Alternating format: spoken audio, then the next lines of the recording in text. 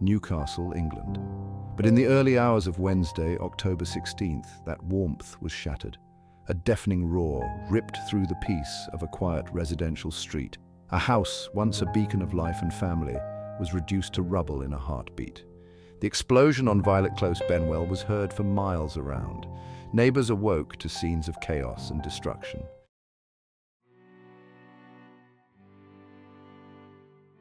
As dawn broke, the true horror of the event began to unfold. Emergency services raced against time, desperately searching for survivors amidst the debris. But for two souls, it was already too late. A 7-year-old boy, his life cruelly cut short, and a man, his future stolen in an instant.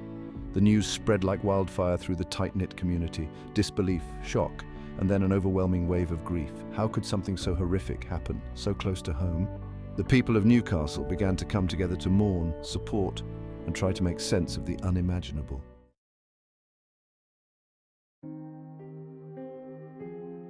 Seven-year-old Archie York, a child full of life with a smile that could light up a room. He was the heart and soul of his family, a mischievous little brother, a beloved son. Archie loved football, video games, and spending time with his friends. But on that fateful Wednesday morning, Archie's dreams were shattered. The explosion ripped through his home, stealing his future in a heartbeat. His family, miraculously, survived the blast, but were left to face a living nightmare. The community struggled to come to terms with the loss of such a young life.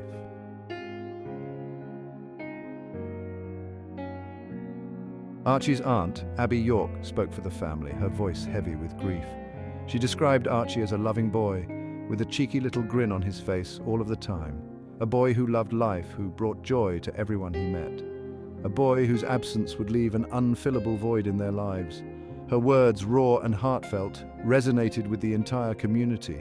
Archie's death was a stark reminder of the fragility of life, the indiscriminate nature of tragedy.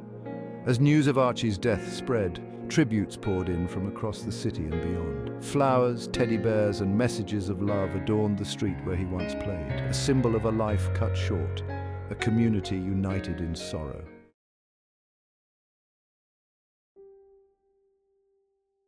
As rescue workers continued to sift through the debris, their worst fears were confirmed. A second body had been found, a man believed to be in his 30s. His identity, initially withheld, only added to the growing sense of tragedy. While the focus remained on young Archie, the man's death served as a stark reminder that this tragedy had claimed more than one life. His story, yet to be fully told, added another layer of sorrow to an already heartbroken community. Northumbria Police, leading the investigation, appealed for information. They vowed to uncover the cause of the explosion, to provide answers to the families desperate for closure.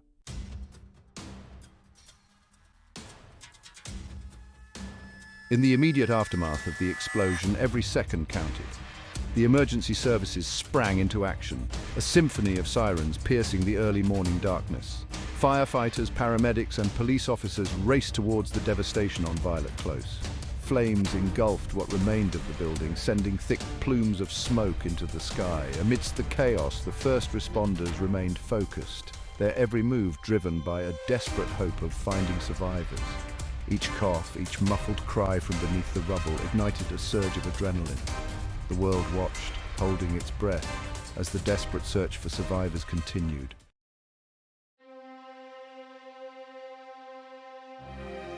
The firefighters, their faces grim but resolute, battled not only the flames but also the ever-present threat of collapse. Every move was fraught with danger, every step taken with calculated caution. Using thermal imaging cameras and listening devices, they meticulously searched for any sign of life. Hours turned into an agonizing eternity as they painstakingly removed debris. Meanwhile, paramedics worked tirelessly to stabilize the injured. 6 people, 5 adults and a child, were pulled from the wreckage. Their dedication, their compassion offered a glimmer of hope in the face of despair.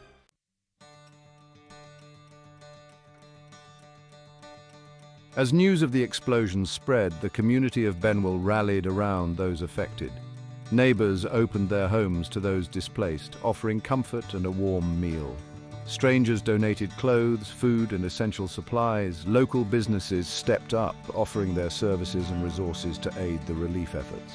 The outpouring of support was immediate and overwhelming. a testament to the strength and compassion that resides within communities facing adversity. Messages of condolence and support poured in from across the country and around the world. In the face of unimaginable loss, the human spirit shone through, reminding us that even in the darkest of times, hope and compassion can prevail.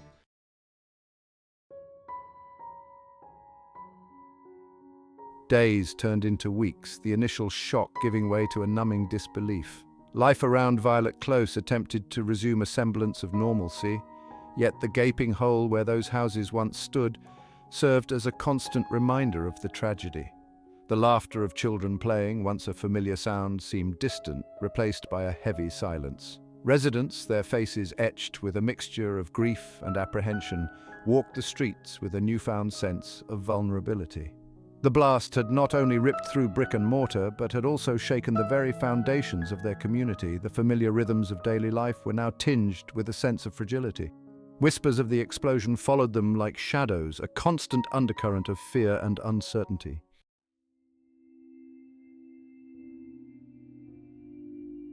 Yet amidst the devastation, the spirit of the community shone through.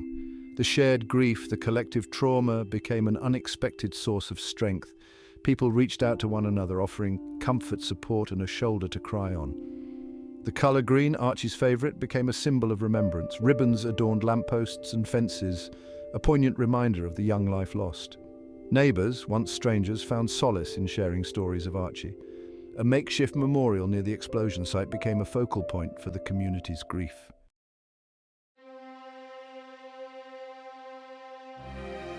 Coping with the aftermath of the explosion was a long and arduous journey for everyone affected. Families struggled to rebuild their lives, haunted by the memories of that fateful morning. The physical scars would heal, but the emotional wounds ran deep. Support groups sprang up, offering a safe space for residents to share their experiences. The shared trauma created an unspoken bond between them. They drew strength from each other, finding solace in knowing they were not alone in their pain. Schools and community centres organised counselling sessions for children to process their emotions and begin to heal. As the weeks turned into months, the initial shock began to fade, replaced by a quiet determination to move forward.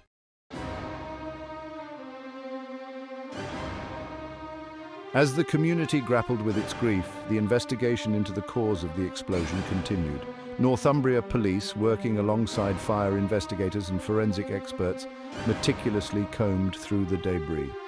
The blast's intensity had left a tangled mess of rubble, making the task painstakingly slow and arduous. Was it a gas leak, an electrical fault, or something more sinister? The questions hung heavy in the air.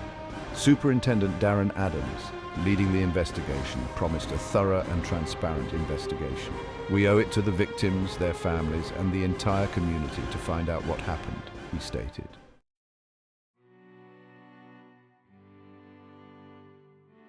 As weeks turned into months, the lack of definitive answers began to take its toll on the community. The uncertainty, the unanswered questions, fueled rumors and speculation. Some residents, their patience wearing thin, voiced their frustration at the pace of the investigation. "How long do we have to wait?" asked one resident during a community meeting. "We need answers. We need to know what happened so we can begin to heal."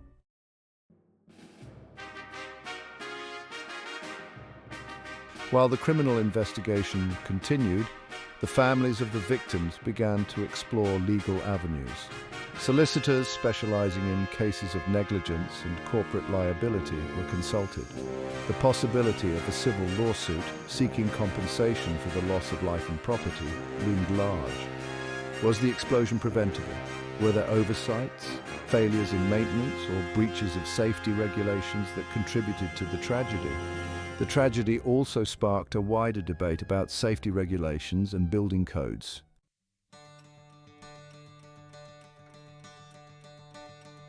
As the investigation continued, the physical scars of the explosion slowly began to heal. The wreckage on Violet Close was cleared, the debris hauled away, leaving a raw, empty space where homes once stood. The sound of construction gradually transformed into a symphony of hope. New foundations were laid, brick by brick, replacing the shattered remnants of the past. For the families directly affected, the rebuilding process was fraught with mixed emotions. The local council developed plans for a memorial garden near the site of the explosion.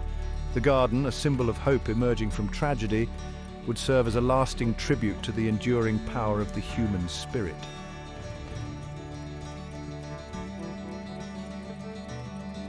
In the wake of the tragedy, the community of Benwell truly rallied around those affected. Fundraising efforts initiated in the immediate aftermath of the explosion gained momentum. From bake sales and sponsored walks to charity concerts and online donation drives, every corner of the community found ways to contribute. Children organized lemonade stands and toy sales, donating their hard-earned pocket money to help those in need. Local businesses pledged their support, donating a portion of their profits or providing free services. The spirit of unity and solidarity became a beacon of hope, a testament to the strength that can be found in collective action.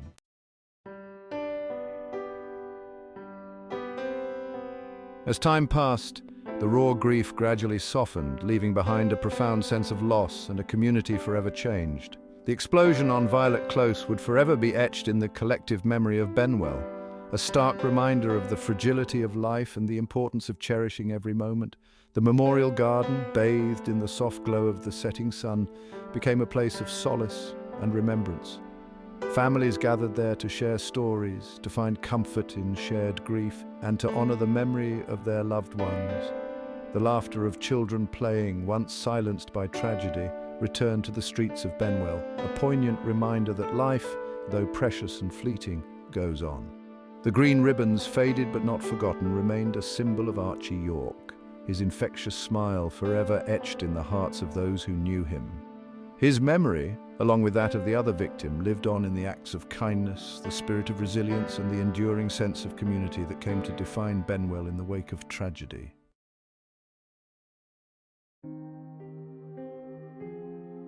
Life, as it always does, has moved on.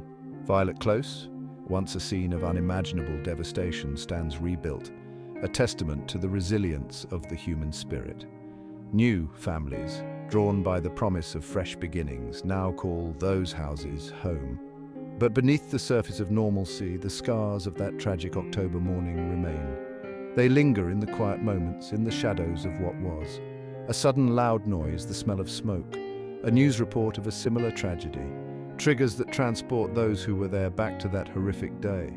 The fear, the panic, the gut-wrenching uncertainty, all come rushing back, a visceral reminder of the fragility of life.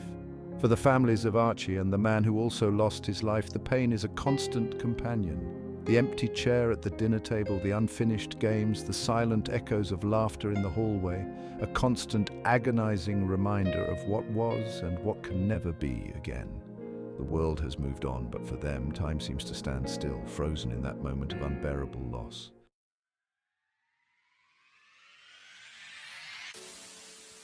Yet amidst the enduring sorrow, there is an undeniable strength, a spirit of defiance that refuses to be extinguished. The people of Benwell, bound together by shared grief and an unshakable community spirit, have emerged from the ashes, scarred but not broken. They have shown the world the true meaning of resilience, the extraordinary power of human connection in the face of unimaginable adversity. The tragedy, in its own cruel way, has revealed the depth of their compassion, their unwavering capacity for love and support. Strangers became friends, neighbors became pillars of strength, and a community, once defined by its location, became a beacon of hope and inspiration. The outpouring of support, which began in those dark early hours after the explosion, has not waned. Support groups continue to offer a lifeline to those struggling to cope, providing a safe space to grieve, to share, to heal. Memorial events, held each year, ensure that the memories of those lost are kept alive, their stories woven into the fabric of the community.